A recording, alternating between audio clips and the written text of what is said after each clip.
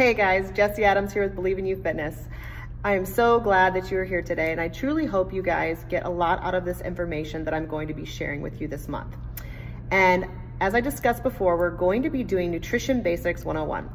And we're going to start today with the foundation, which is calories and understanding calories. So first things first, what is a calorie? Well, a calorie is simply a unit of measurement. However, we are not measuring length or width. We are using calories to measure as a unit of energy. So when it comes to our bodies, we use calories to measure the amount of energy that we get from food on a daily basis, as well as the amount of energy that we expend on a daily basis. For example, if somebody said that they burn 2,000 calories or consume 2,000 calories, that is just the amount of energy consumed or burned on that given day. Now, why is this important? Well, it brings me to my next point that we're going to talk about, and that is energy balance.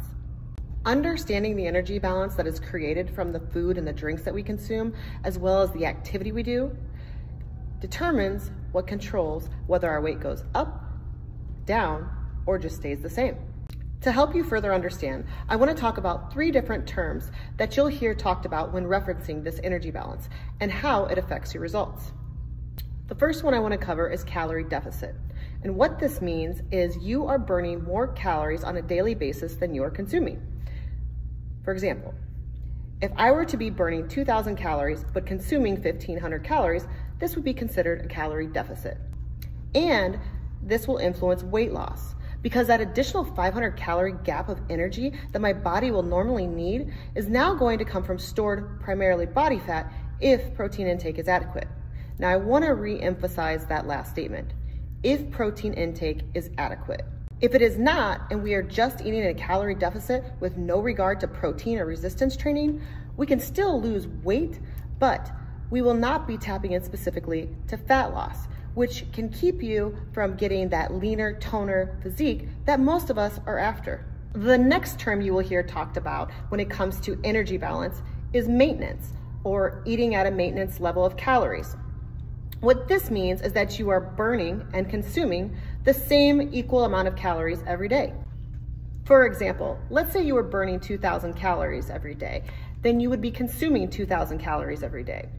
Now, this means that your weight will ideally stay the same. It won't necessarily go up or down besides the normal inflammation fluctuations as well as water weight. I do want to add though, and you're going to hear me say this a lot, that protein intake is still crucial even when having a maintenance goal in order to maintain an ideal body composition due to its importance in recovery of lean muscle tissue and repair. The last term you'll hear when we're referencing energy balance is calorie surplus. An example of a calorie surplus would be someone burning 2,000 calories a day but consuming 2,500 calories. This would also influence weight gain due to the fact that those 500 additional calories that my body didn't use to burn has to go somewhere. Now, I know this isn't the first time I've said it or the second, and it sure as heck won't be the last. But even when we're eating in a calorie surplus, protein intake is still crucial. Because if we're eating in a calorie surplus and we are not prioritizing our protein or resistance training, this can ideally lead to fat gain rather than strictly lean muscle mass due to the fact of the lack of protein intake. So now that we've covered what a calorie is and also understood more on energy balance, there are just a few more things that we need to go over. With all the activity trackers and fitness calculators and calorie counters, we can get caught up in trying to figure out how many calories we're actually burning in a day. So with all of this technology and having so many different fitness trackers and calorie calculators, how do we even know how many calories we're actually burning? Well, to fully understand this and how many calories we burn, we actually need to know how our body burns calories and in what different ways. So stay tuned tomorrow as we further discuss calories and understanding how our calories are burned, and then we are going to finish off with what a good set point is for you depending on your specific goals of the 3 keys that we talked about: calorie deficit, calorie maintenance, and calorie surplus, in order for you to reach your personal goals.